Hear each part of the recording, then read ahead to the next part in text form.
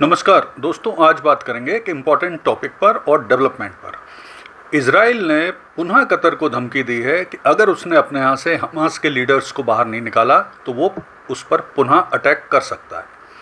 तो आइए इस पूरे घटनाक्रम का विश्लेषण करते हैं और जानने की कोशिश करते हैं कि आखिर पूरी दुनिया ट्रंप और गल्फ कंट्री के विरोध के बावजूद इजराइल रुक क्यों नहीं रहा है और वो लगातार धमकियां क्यों दे रहा है।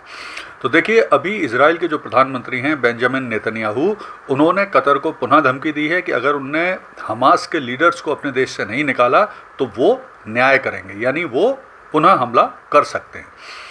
देखिए, हुआ क्या कि अभी ऑलरेडी जैसा आपको पता है कि इजराइल ने ऑलरेडी कतर की राजधानी दोहा पर अटैक करके, जहां हमास के लीडर्स की मीटिंग चल रही थी, उस स्थान पर अटैक किया और ऐसा दावा किया था कि जो टारगेट उन्होंने बनाए थे वो अचीव कर लिए। हालांकि हमास के जो लीडर हैं उनका दावा है कि उनके किसी भी बड़े लीडर को कोई भी प्रॉब्लम नहीं आई है या वो नहीं मारा गए हैं, जबकि इजराइल की तरफ से दावा है कि उन्होंने अपने टारगेट को अचीव कर लिया। अब परेशानी ये आई कि कतर चूँकि गल्फ क्षेत्र में अमेरिका का बहुत ज़्यादा करीबी सहयोगी देश है, उसके बाद भी अटैक किया इजराइल ने कतर के ऊपर, तो ट्रंप एक बड़ी सी मुसीबत में फंस गए। इस पहले अटैक के बाद ऑलरेडी ट्रंप ने कतर को वादा किया था कि आगे इस तरह की कोई घटना नहीं होगी, कतर पर किसी भी तरह का कोई आक्रमण इजराइल के द्वारा नहीं होगा। लेकिन अब नेतन्याहू की जो ये नई धमकी आ गई है कि अगर उनने हमास लीडर्स को बाहर नहीं निकाला तो वो पुनः अटैक कर देंगे, इससे ट्रंप बड़ी विचित्र स्थिति में और बुरी स्थिति में फंस गए, क्योंकि ऑलरेडी गल्फ क्षेत्र में उनको एक नॉन रिलायबल पार्टनर के तौर पर देखा जा रहा है अमेरिका को। क्योंकि देखिए, कतर में ऑलरेडी जो अमेरिका की सेंटकॉम है, यानी सेंट्रल कमांड है, उसका हेडक्वार्टर है। कतर अधिकांश हथियार यूज़ अमेरिका के करता है, फाइटर जेट अमेरिका के यूज़ करता है। इसके अलावा पैट्रियट सिस्टम जो एयर डिफेंस सिस्टम है वो अमेरिका का यूज़ करता है। उसके बाद इन्होंने अटैक किया। अच्छा, यहाँ पर एक चीज़ और ध्यान रखना आवश्यक है कि ये जो अटैक हुआ था हमास के लीडर्स पे, वो कतर और अमेरिका यानी ट्रंप के बोलने पर ही होस्टेज और पीस डील के बारे में हमास के लीडर बातचीत करने के लिए इकट्ठा हुए थे। यानी मतलब ट्रंप के बोलने पे ही इकट्ठे हुए और उस पर इजराइल ने एक अच्छा मौका देख के कि सारी लीडरशिप एक स्थान पर है, अटैक कर दें। हालांकि वो सफल हुए हैं, कितना हुए हैं, उनके दावे के हिसाब से वो टारगेट अचीव कर चुके हैं, लेकिन हमास लीडर्स जो बोल रहे हैं कि कोई भी बड़ा लीडर को कोई परेशानी नहीं हुई। तो ये एक डिबेट का विषय है। लेकिन ट्रंप और अमेरिका की स्थिति यहाँ विचित्र हो रही है, क्योंकि सबसे ज़्यादा नुकसान जो उठाना पड़ रहा है वो अमेरिका को पड़ रहा है।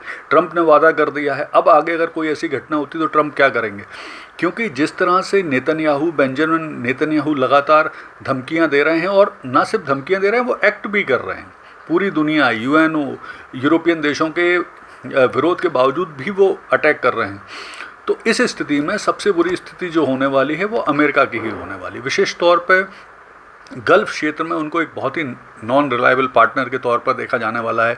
गल्फ के देश अपनी, चूँकि उनकी सॉवरेनिटी का वायलेशन किया है इजराइल ने, तो वहाँ मीटिंग कर रहे हैं। जो और देश हैं गल्फ के, सऊदी अरब है, यूएई है, वो सब अब मिलके प्लानिंग कर रहे हैं कि भविष्य में कैसे रोका जाए इजराइल को। कुछ उसके खिलाफ वो प्लानिंग बना सकते हैं, कोई अलायंस बना सकते हैं, ये प्लान है। फिर सबसे बड़ी चीज़ ये है कि जो नेतन्याहू है, चूँकि नेतन्याहू अब जिस तरह से एक्ट कर रहे हैं वो ट्रंप की या अमेरिका की भी बात नहीं सुन रहे हैं, तो सारे गल्फ देश के जो देश हैं गल्फ रीजन के, उनको भी एक खतरा महसूस हो रहा है। वैसे भी इससे पहले मैंने जो वीडियो बनाया था उसमें बताया भी था कि पिछले 72 घंटे में 5 देशों पे, जिस पे कतर है, यमन है, सीरिया है, लेबनान है और फ़िलिस्तीनियंस पे अटैक ऑलरेडी कर ही चुका है इजराइल। तो जो अब नए समीकरण बन रहे हैं उसके हिसाब से सबसे बुरी स्थिति तो होने वाली अमेरिका की, यानी ट्रंप की। दूसरे नंबर पर यहाँ जो गल्फ रीजन में है पुनः अशांति आ सकती है।